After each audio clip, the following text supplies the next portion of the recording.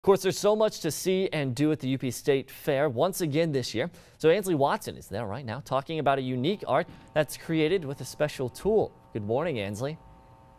Good morning, Sam. I'm sitting right outside the Woodworks chainsaw carving tent where they do beautiful work. They carve out bears and fish and foxes and benches and owls, all sorts of beautiful things. They've been doing this for just about 8 years, but they've been coming to the fair for just about 7 of those years, so they're very well experienced. And whenever we come back, we're going to see just how they get this done and how they carve this beautiful work. So stay with us. Reporting live in Escanaba, Ansley Watson, TV6 News. All right, thanks a lot, Ansley. I think we both look forward to that. Eric, it always amazes me that they carve that with a chainsaw. Isn't that incredible? I mean, Woodworks chainsaw carving is just one of the many booths set up at the UP State Fair this week. Ansley Watson joins us to speak to us a little bit about how they do this incredible work. Good morning, Ansley. Good morning, Sam. I've got to say, if you are here at the UP State Fairgrounds, this is the place to come. You got to check it out. It's really, really cool stuff. Joining me this morning is John Mikkonen. Good morning. Good morning. So you've been doing this for what, about 8 years, you said? This is about our 8th year of full-time carving for that, and that means paying your bills with the chainsaw. How does one exactly get into chainsaw carving? Well, it was just something I thought I would try, and I got a log and my old firewood cutting chainsaw, and I found out it was real fun trying to make creatures and sculptures out of a piece of wood, and one thing led to another, and here we are 8 years later paying our bills with chainsaw carving. If we look around, it's a different variety of stuff. It's not just one item. You make the benches, you make all the different animals. Is it hard to make all these different items or what? No, actually, it's fun to use your imagination and find out all the different things you can do with a chainsaw and a piece of wood. And I typically carve a lot of bears and eagles because they are what sells the best. And if you're paying your bills, you need to carve what sells. But I also like functional type of pieces like benches that you can sit on or lamps that you can use to read your newspaper or whatever. So you have a partner in crime, Marie Seraphin, and she really does a lot of the other animals and more different things. She started helping you out. How did she have to learn that? Right, exactly. Within the first year of carving, I found out I couldn't keep up to the demand, and that's how quick things happened. And so Marie got her own chainsaw at that point and started carving, and she turned out to be just a fantastic chainsaw carver. It's unbelievable how quick she has developed. So you really truly just use a chainsaw and a piece of wood? And nothing else? And that's all it is, except for the final finishing. We do some burning with a torch and sanding, but everything is chainsaw. We use very few power tools or chisels. I do chisel the eyes of the eagles just to make them smoother and cleaner looking. How long does it typically take you to do a certain sculpture? Well, the little bears that I've been doing a lot of, I can carve one in an hour. Oh, wow. And or maybe less, but then other carvings can take a day or two or several hours, or depending on the amount of detail that we're looking for. Well, Marie's over here, and Marie, if you can get started, she's working on a project over here. It's just really, really cool, the detail that goes into this. Do you have different types of saws that do different types of detail? Oh yes, we start out with a big saw, like something you might cut firewood with, and then we work our way down to the smaller saws. And these saws here are actually one of the smallest that the company still makes, and they have a small carving bar to make detail work a little bit easier. What is the tallest sculpture you've ever had to work on?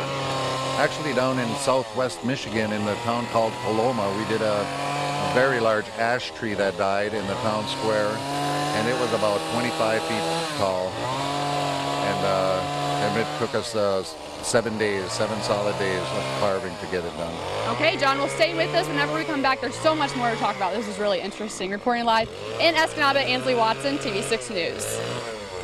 All right, well, thanks a lot, Ansley. And if you are heading to the State Fair today, bring a water bottle. Welcome back. Well, this morning we're learning about a couple who actually creates art with the use of chainsaws. Ansley Watson joins us this morning from the UP State Fairgrounds, where the Woodworks chainsaw carving is set up. And Ansley, hopefully they haven't let you use the chainsaw.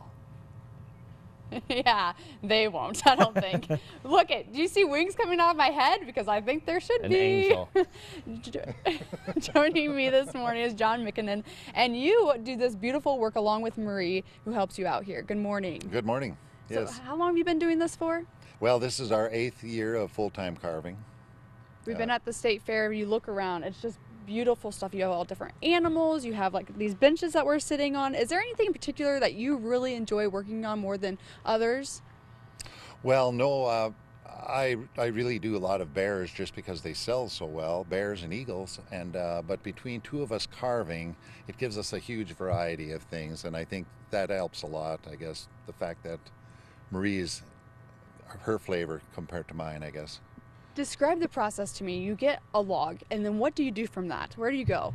Right, and a lot of people might think the log just happens by accident, but no, it doesn't. It takes quite a bit of work to have logs delivered to us, or to go out in the woods and find them is even more difficult. And then decide on what kind of carvings we might need, or what that log might lend itself to, and you hope you see a creature in that log, and then you just start cutting, and like they say, you just cut away everything that isn't a bear, I guess. Is there a particular wood that you use more than others? Well, the large carvings are white pine. We really like white pine. It's nice to work with, and it holds up very well in the weather. Everything we carve is made to be out in the weather. And also the smaller carvings then are mostly cedar, when we can find large cedar, which is getting more and more difficult. You said you do a lot of custom work. What do people ask for?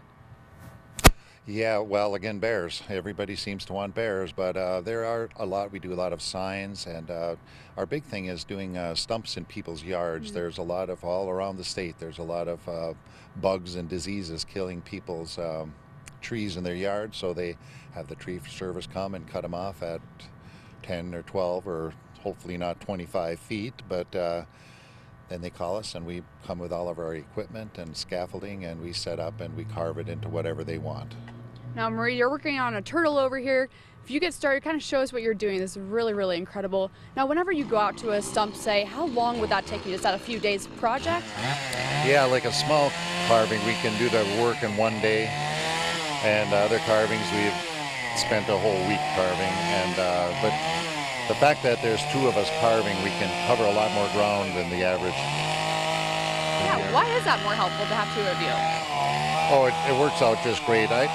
Marie doesn't like to run the big saws so much, and so I do the roughing out. But once I get to that point, she can follow behind and work on the details with me, so we can get a stump done in pretty much record time, I think. You have two locations, one in the UP, and you're even downstate, but you travel everywhere as well. Right, we do a lot of traveling, and actually we were finding so much work downstate that we decided to buy a shop there. And so now when we work in the UP, we stay up in our shop in Ishpeming by Gold Mine Lake, and then we stay down by Big Bear Lake at our studio down there, and we go back and forth. Well, John, Marie, thank you so much for being with us this morning. It's beautiful work. Thank you very much. No problem. Reporting live in Escanaba, Ansley Watson, and we'll be back with more of your TV6 Morning News after the break.